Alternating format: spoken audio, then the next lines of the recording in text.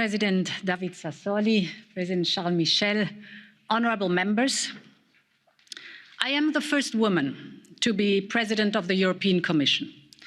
I am the President of the European Commission. And this is how I expected to be treated when visiting Turkey 2 weeks ago, like a Commission President. But I was not. I cannot find any justification for what I was treated in the European treaties. So I have to conclude that it happened because I am a woman. Would this have happened if I had worn a suit and a tie? In the pictures of previous meetings, I did not see any shortage of chairs. But then again, I did not see any women in these pictures neither. Honourable members, many of you will have made quite similar experiences in the past, especially the female members of this House. I'm sure you know exactly how I felt. I felt hurt, and I felt alone, as a woman and as a European. Because it is not about seating arrangements or protocol. This goes to the core of who we are. This goes to the values our union stands for. And this shows how far we still have to go before women are treated as equals, always and everywhere. Of course, I know that I am in a privileged position. I am the president of an institution which is highly respected all around the world. And even more important, as a leader, I can speak up and make myself heard. But what about the millions of women who cannot? Women who are heard every day in every corner of our planet, but neither have the power nor hold the office to speak up. When I arrived at the meeting, there were cameras in the room.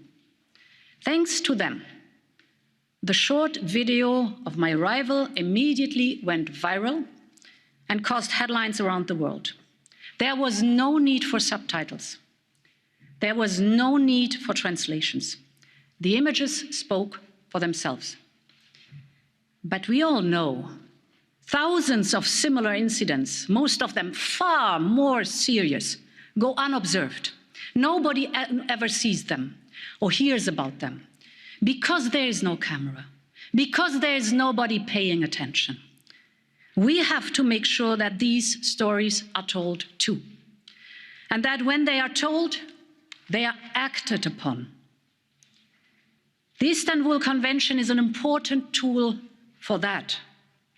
In May, it will be 10 years since the convention was signed.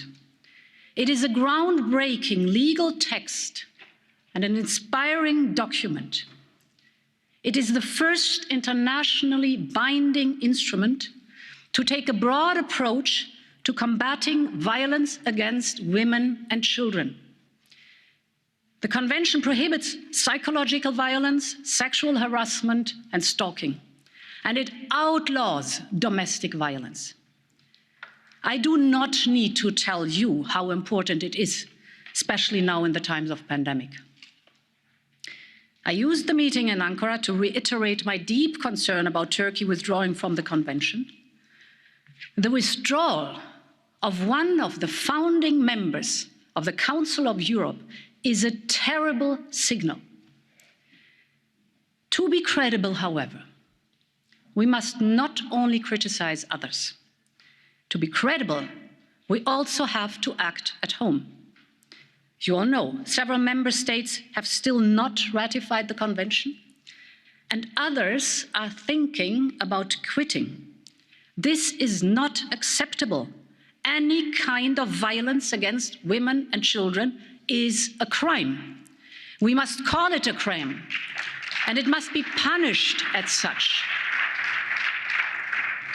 And this is why I want the EU itself to join the Istanbul Convention. This remains a priority for my Commission. But as the EU's accession is stalled in Council, we will, before the end of the year, present alternative measures. We will put forward legislation to prevent and combat violence against women and children, offline and online. And we will, my second point, propose to extend the list of Euro crimes set out in the treaty to include all forms of hate crime. Because Europe needs to send a strong signal that hate crime is not acceptable.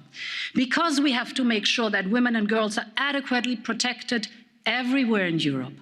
Because what US Vice President Kamala Harris just recently said at the United Nations is true. The status of women is the status of democracy.